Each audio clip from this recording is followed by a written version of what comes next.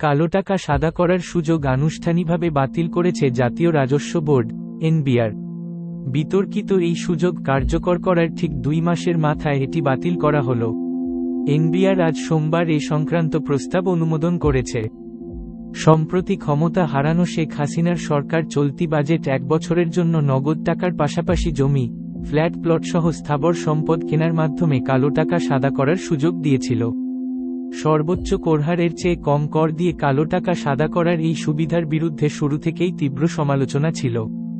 এই সুযোগকে অনৈতিক ও সৎ করদাতাদের প্রতি অন্যায় হিসেবে বর্ণনা করেন বেশিরভাগ অর্থনীতিবিদ ও বিশ্লেষক।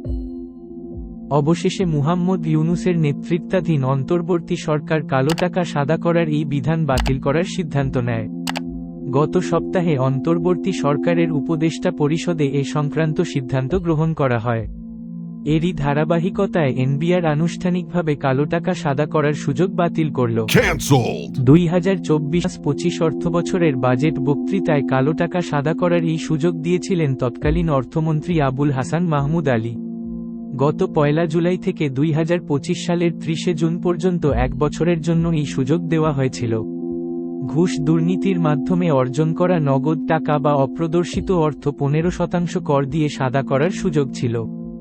আবার ফ্ল্যাট প্লট কিনেও তা বৈধ করা যেত। এর জন্য এলাকাভেদে নির্দিষ্ট হারে কর দেওয়ার বিধান করা হয়েছিল।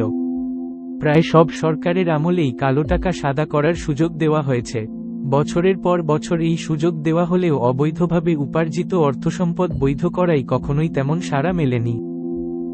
এনবিআরের সূত্রগুলো বলছে, এ পর্যন্ত সব মিলিয়ে অপ্রদর্শিত প্রায় 47,000 কোটি টাকা ঘোষণায় এসেছে, অর্থাৎ সাদা হয়েছে।